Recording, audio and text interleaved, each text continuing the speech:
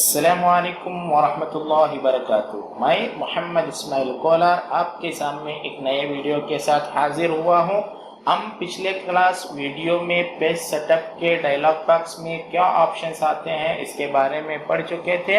अगर आप ये वीडियो नहीं देखे हैं तो मैं आई बटन पर और डिस्क्रिप्शन में उसका लिंक दे दूंगा, आप वहां से क्लिक करके आसानी से देख सकते हैं। नाज़रीन, आज हम पढ़ने वाले हैं एमएस वर्ड के अंदर शेप टूल किस तरह इस्तेमाल करोगे। जैसा कि यहाँ पर आप लोग देख सकते हैं, shape tool in MS word, इसके प्रॉपर्टीज क्या हैं, इसका क्या इस्तेमाल होता है, इसके बारे में समझने की कोशिश करेंगे।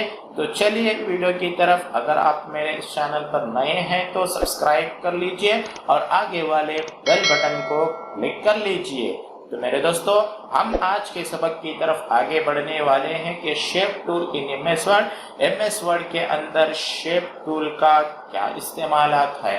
तो मेरे दोस्तों, मैं कंट्रोल एन करके एक नया डॉक्यूमेंट ओपन कर लेता हूं। शेप टूल इंसर्ट करने के लिए आपको इंसर्ट मेन्यू में जाना होगा। इंसर्ट मेन्यू में जाने के बाद यहाँ पर देखिए एक ऑप्शन मिलेगा शेप। जैसे आप शेप पर क्लिक करेंगे तो आपको बहुत सारे शेप्स बनी हुई मिल जाएंगे।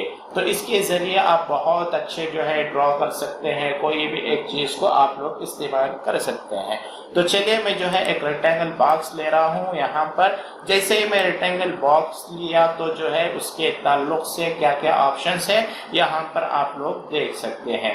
ये शेप्स है जो आप लोग आसानी से यहाँ पर देख सकते हैं। अगर कोई भी आप लोगों को शेप चाहिए तो आप यहाँ से क्लिक करके और एक शेप डाल सकते हैं। कोई भी शेप आप लोगों को जो चाहे आप लोग यहाँ से क्लिक करके आसानी से डाल सकते हैं। तो मेरे दोस्तों, ये ऑप्शन हुआ यहाँ पर। और यहाँ पर एक ऑप्शन है एडिट शेप्स, यानी इस पर क्लिक करने के बाद यहाँ पर एक ऑप्शन मिलेगा एडिट पॉइंट। जैसे आप एडिट पॉइंट पर क्लिक करेंगे तो आपको पॉइंट्स मिल जाएंगे। उसके जरिए आप अपने शेप को जिस शेप के अंदर चाहे इस्तेमाल कर सकते हैं, जो कि मैं आप लोगों के पास अभी नजर आ रहा है, जो कि मैं आप लोगों को बता रहा हूं। और हम रेक्टेंगल पर क्लिक करेंगे तो देखेंगे कि इसके अंदर क्या ऑप्शंस मिलते हैं। अब हम लोग एडिट पॉइंट पर क्लिक किए तो यहाँ पर देखिए, यहाँ पर एक एडिट है, यहाँ पर एक है, यहाँ पर एक है, यहाँ पर एक है। अगर आप लोगों को इसको राइट क्लिक करके राइट क्लिक करेंगे तो यहाँ पर देखिए एक ऑड पॉइंट का ऑप्शन मिलेगा। तो यहाँ पर हम लोग ऐड कर दिए। फिर उसके एंगल को आप लोग क्लिक करके जैसे भी चाहे कर सकते हैं। देखिए ये आपके लिए एक शेप बन गया है। और इसी तरह इधर अगर आप लोग बनाना चाहते हैं तो यहाँ पर इसके एंगल्स मिल जाएंगे। तो इस तरह आप कोई भी एक शेप आसानी से बना सकते हैं। तो कर्व करने के लिए आप यहाँ पर क्लिक कीजिए, एडिट पॉइंट पर ऐड एडिट पॉइंट कीजिए। उसके बाद जैसे आप क्लिक करोगे तो उसके पास आपके पास ये शेप्स बनते जाएंगे। तो इस तरीके से आप लोग आसानी से बना सकते हैं। और एक अगर आप लोग इसको भी एडिट करना चाहे तो एडिट पॉइंट में कर सकते हैं। और इस शेप डालकर मैं बता दूंगा कि और इस्तेमाल क्या हो सकते हैं। तो मेरे दोस्तों, यहाँ पर डाल लिया हूँ। अब देखिए मैं एडिट पॉइंट पर क्लिक करूंगा। एडिट पॉइंट पर क्लिक करने के बाद यहाँ पर आप डबल क्लिक करेंगे तो आपके पास ये आ जाएगा। आप इसको जो भी होना है आप लोग कर्व बना सकते हैं, कुछ भी हो तो आप लोग आसानी से कर सकते हैं। देखिए यहाँ पर मुसल्लस हो गया, जो कि आप लोगों के लिए इस्तेमाल कर सकते हैं स्ट्राइट होना है तो। और इसके बाद इसको जैसे चाहे आप लोग इस तरह से शेप वगैरह बना सकते हैं, जो कि बहुत खूबसूरत आप लोगों को नजर आएगा। तो इस तरीके से आप कंप्यूटर के अंदर बहुत सारे शेप्स जैसे चाहे आप लोग बना सकते हैं। और इसी को मैं यहाँ पर उल्टा कर दिया तो ये आप लोगों के लिए एक बैनर की शक्ल में बन जाएगा। और अगर इसके अंदर और थोड़ा कर्व करना है तो यहाँ पर क्लिक कीजिए। यहाँ पर क्लिक करने के बाद और थोड़ा कर्व अगर आप लोग अंदर करना चाहते हैं तो यहाँ पर इस तरीके से आप बहुत आसानी से कर सकते हैं, जो कि एक अच्छा लुक आप लोगों को मिलेगा। फिर उसी की एक कॉपी बना लेते हैं। कॉपी बनाने के लिए आप कंट्रोल सी प्रेस करेंगे, उसके बाद वहीं पर पेस्ट भी कर सकते हैं। तो यहाँ पर देखिए हम लोग दो शेप्स बना लिए हैं।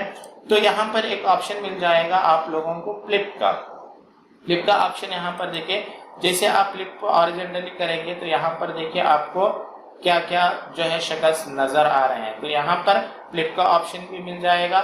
मैं यहाँ पर फ्लिप कर लिया तो इसको हटा कर देखिए तो क्या बनता है, इस तरह का एक नीचे का लाइन बनता है।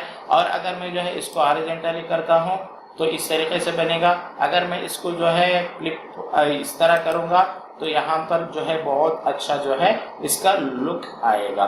तो मेरे दोस्तों इस तरह जो है आप शेप टूल को एडिट कर सकते हैं और यहाँ पर कलर से जो भी आप लोगों को कलर चाहिए वो इस कर सकते हैं। और शेप कलर है, अगर आप लोग शेप के अंदर डालना चाहते हैं तो ये शेप कलर है, जो भी कलर होना है यहाँ पर आप लोग डाल सकते हैं। शेप को बहुत अच्छे तरीके से यूज करके आप सर्टिफिकेट हो, लोगोस हो, जो भी हो, आप आईडी कार्ड्स हो, तो आप लोग आसानी से बना सकते हैं। तो हम जो है इसके एडवांस लेवल में जब जाएंगे तो आपको वो चीज बनाकर दिखाएंगे। तो मेरे दोस्तों उसके बाद देखिए ये जो है शेप फिल हुआ और ये आउटलाइन फिल है। आउटलाइन फिल क्या होना है और उसका विड्थ कितना होना है आप लोग यहाँ से रख सकते हैं। उसका विड्थ, आउटलाइन का विड्थ क्या हिसाब से होना है, उसका कलर कौन सा होना है, तो आप जैसे चाहे ले जाकर यहाँ पर का जो भी होना है आप लोग कर सकते हैं। और आउटलाइन का डिजाइन कैसा होना है तो आप लोग ऐसा भी रख सकते हैं। तो देखिए मैं जो है जैसे जैसे यहाँ पर क्लिक करूंगा तो वहां पर आप लोगों को ऑप्शंस मिल जाते हैं। तो मेरे दोस्तों ये शेप का हुआ, ये पूरे जो है शेप के ताल्लुक से यहाँ पर कुछ चीजें हैं जिनको आप समझ लीजिए। इंशाल्लाह शेप के बारे में और बहुत सारी बातें हैं जिनको आप समझने की जरूरी है, इंशाल्लाह नेक्स्ट क्लास में पढ़ेंगे। तो मेरे दोस्तों ये आज का क्लास हुआ, शेप किस तरह इंसर्ट किया जाता है और उसको किस तरह तब्दील किया जाता है और उसका कलर किस तरह चेंज किया जाता है।